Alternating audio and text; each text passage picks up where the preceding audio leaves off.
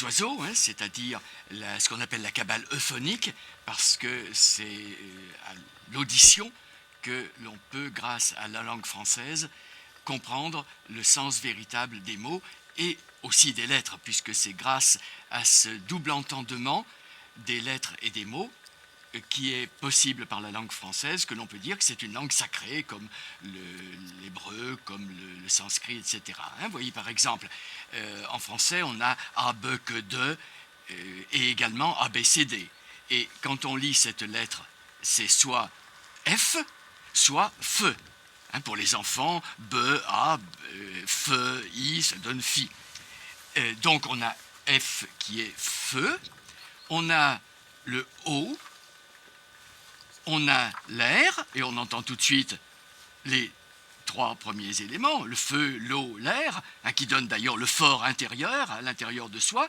Et quand on sort ce fort intérieur sur la terre, on a fort, F-O-R-T, feu, eau, air et terre, les quatre éléments qui montrent que l'on a la plénitude des quatre éléments, donc la force. Vous voyez, si on reprend les lettres, tout commence par le i, hein, c'est pour ça il ne faut pas oublier, il faut bien mettre les points sur les i, le point étant l'unité. Après, la première manifestation va être la barre du i. Si cette barre, on la tourne au niveau du sol, on a la lettre L. Si on la mettait dans le sens, dans l'autre sens, ce qui n'existe pas en français, on aurait la lettre gamma, par exemple, en grec. En français, on a la lettre F qui est sur les deux autres plans, le plan physique par le L, et en haut, vous avez le plan mental. Au milieu, normalement, le F a une petite barre qui est le plan sentimental. Et nous avons, avec les trois plans, la lettre E qui donne peut-être le mot life en anglais, peu importe, hein, mais qui donne surtout en français Féli, qui donne la racine de la joie. En fait, Féli veut dire tété. Hein, voilà, l'enfant qui commence à se nourrir, il est, on dirait en latin, Féli. Et donc, voilà le bonheur. Et le bonheur vous est donné à partir de la structure de l'unité qui se manifeste sur les trois plans, les trois possibilités de l'être humain. Vous voyez, alors, depuis le i, puisque le i montre la rectitude, depuis le i, on dit di, hein, comme on dit depuis Paris, de Paris, depuis Orléans, d'Orléans, des apostrophes, donc on a di. Tout ce qui vient de ce i est donc divin, vous voyez, divin, direct. Cela se dit, peut se diffuser. Voilà. Et c'est bien entendu la variété du divers. Voilà.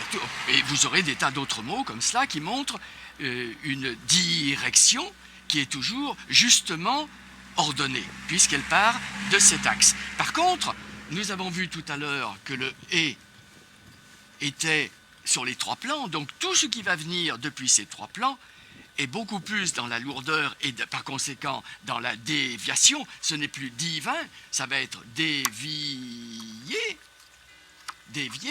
Voilà, donc nous avons détérioré, par exemple, hein, depuis ce et, nous avons déliré. Vous voyez, c'est toujours le sens, on pourrait dire, négatif. Dénaturé, bien entendu.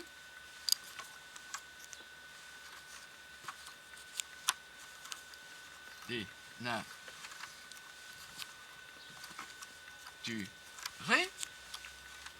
Toujours cette déviation, dévier, déviation, hein, dévier.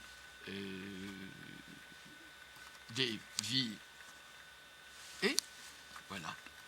Hein, donc, di, c'est direct, et dé, c'est dévié. Par contre, si on prend comme origine le i, on va faire un et depuis le i, édifier, et là, ça sera quelque chose de solide, et on pourra faire un die par cette méthode-là. Hein, édifier, c'est-à-dire depuis le i, et fait depuis le i. Fier voulant dire faire. Hein. Un dit qui partant de i était divin, comme on a dit tout à l'heure. Dieu, c'est étymologiquement par la langue des oiseaux, depuis le i, depuis cette rectitude, la manifestation sur terre. Mais quand cette manifestation n'est pas partie du i, quand elle est simplement depuis le et, alors ça sera une déification, on va déifier, et ce sera délirant, ce sera détérioré, ce sera dénaturé. Alors voyons un mot, par exemple, pour voir comment la langue des oiseaux s'entend. Hein, vous avez le mot amour, qui est, en fait, en latin, c'était amor, et au Moyen-Âge, on faisait bien remarquer que le contraire était Roma, et là, cela permettait de montrer tout le travail de l'Inquisition contre la notion d'amour. A étant privatif, comme tension, attention, morale, amoral, amour, donc amor, c'est privatif de mort. C'est là où on voit que l'amour est quelque chose de non terrestre, qui n'est pas simplement les désirs ou les passions terrestres. Vous avez à partir de A, amuser, A étant toujours la racine privative, qui veut dire ce n'est pas, amuser, si on le décompose par la langue des oiseaux, A étant privatif, on ne muse plus, c'est-à-dire qu'on n'est plus en contact avec les muses, on ne rêve pas, c'est un ancien verbe français, mais en même temps on l'a encore dans le mot muse, à amuser, ou alors également âme, user, c'est-à-dire, bien entendu, s'user l'âme. Donc s'amuser est un moyen d'user l'âme, donc de ne plus vivre de manière saine. Vous voyez, à partir de ce âme, on a l'âme, comme on a dit, puisque amuser, c'est s'user l'âme. Âme, qu'est-ce que l'âme? A, privatif de me, ce n'est pas moi, c'est au-delà de moi. À partir de ce que l'on a dit sur le depuis le i ou depuis le e, on peut remarquer que depuis l'âme, ça donne la dame. Et on comprend bien cela quand on connaît le sens de la dame chez les troubadours. Et entre parenthèses, voyez, le mot une femme, on n'écrit pas une femme comme cela. Alors assez curieusement, parce qu'il n'y a aucune raison de prononcer ce mot femme, sinon pour faire remarquer qu'une femme, c'est le feu de l'âme. Et de même que vous avez l'homme,